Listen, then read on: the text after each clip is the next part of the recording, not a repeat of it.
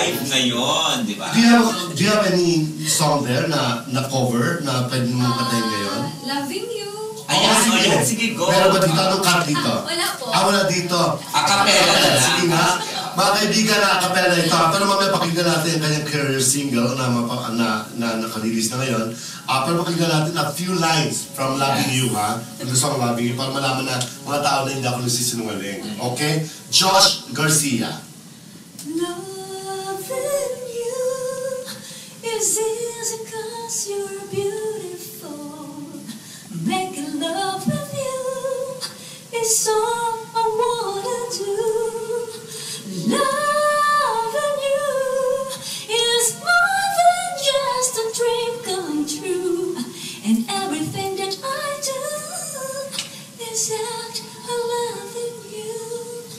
La la la la la, la la la la la, la la la la la, la la la la la, dooby dooby doo. Di ba ba sa nululun siya, di ba? Nakakatawa naman siya. Ang ganda doon, controlled yung boses niya, yung singing voice niya, tapos modulated talaga. Parang, aral siya talaga dyan. May style siya sa sarili, di ba? Kaya mga kaibigan, kita mo naman, she's making a name abroad. She made a name abroad. Pero dito nga sana tuloy-tuloy ng kanyang career. Pero ito na po, listen to her song. Ito ikakantay mo -1 ito, di ba? Ikaw ang ibigin ko. Para to sa mga fans ko na walang sawang sumusuporta sa akin. Talagang sa tagal ng panahon. Marinig mo nga wala kang headset? Yeah, okay lang po. Okay lang. Sa tagal ng panahon 2006 ko pa nirelease yung album ko, pero andyan pa rin sila. Love na pa rin nila yung song ko. So, regalo ko sa kanila lahat to. I love you for live tayo sa Japan. Ngayon, napapanood tayo ng live. Kaya pwede mo silang batiin ngayon sa Japan. Yes. Ito ba yun? So, pwede mo silang batiin? Yung mga fans ko na nasa Japan, yung mga friends ko sa Facebook. Kumusta po? Hello. Para po sa inyo to. Hi, love you all. Very good.